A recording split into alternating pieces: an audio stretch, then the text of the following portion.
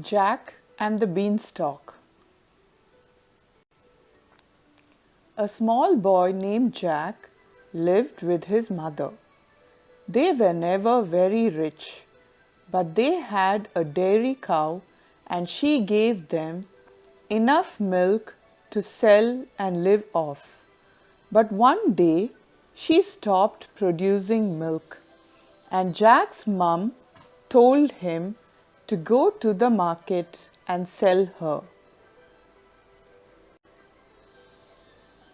The next day, Jack did as his mother said and went to the market. On the way, an old man stopped him and asked, "Hello, young man, I'd like to buy that cow," he said. "What will you give me for her?" Jack asked. "3 magic beans," he replied.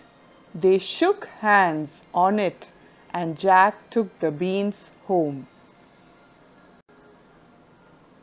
When his mother saw the beans, she got so angry and shouted at him, "There is no such thing as magic.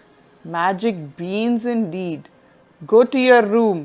You're not getting any dinner tonight." And with that, she threw the beans out of the window. He went to bed very sad because he was disappointed with his mum. The next morning, he was so surprised when he looked out of the window. The beans had grown overnight into a huge beanstalk. He clambered out of the window and climbed up the beanstalk to a land high in the sky. He soon came across a castle. He discovered that the castle belonged to a giant, but he wasn't at home. However, the giant's wife was there and she invited him in to have some breakfast. He hadn't eaten since lunchtime the day before, so he was starving. He thanked her and started eating. "Fee, fee, fo, fum. I smell the blood of an Englishman. Be he alive or be he dead, I'll grind his bones to make my bread." Someone shouted, and he saw the giant coming into the castle. The giant's wife had pity on him and hid him. "There is no one here," she said to the giant. Shortly after the giant had fallen asleep, Jack sneaked into his room and decided to take one of his sacks of gold. He ran out of the castle and down the beanstalk as fast as he could. When he got home and showed his mum the sack brimming with gold, she was delighted. They lived well on the gold for a while, but eventually it ran out and he had to climb up the beanstalk again. He went back to the castle and saw the giant's wife. The giant came home and could smell him. Luckily for him, the giant's wife was willing to hide him again. "No one's here," she told her husband, and he believed her.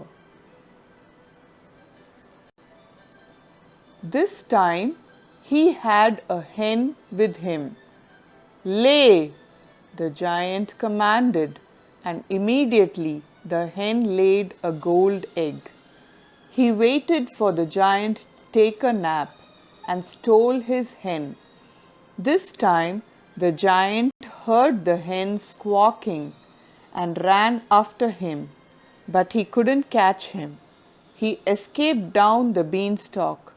When his mum saw the hen, she was very happy with him again.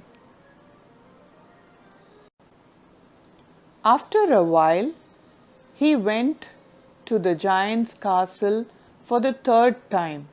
He didn't tell the giant's wife that he was there. The giant came back home for lunch and shouted his horrible rhyme again. Fee, fee, fo, fum, I smell the blood of an Englishman. Be he alive or be he dead, I'll grind his bones to make my bread. His wife told him she was alone at home. This time the giant had brought home a harp that could play songs on its own. The harp soon lulled him to sleep. While he was sleeping, Jack grabbed the harp and was just about to leave when the harp played a loud song which woke the giant up. He started chasing him and almost caught him, but Jack was too fast for him and sped down the beanstalk. The giant was still following him, but as soon as he got home, he searched around for an axe. When he found one, he cut the beanstalk down, and the giant fell to death. Because of the harp and the hen, they had become very rich, and Jack and his mum lived a very happy life in their farm.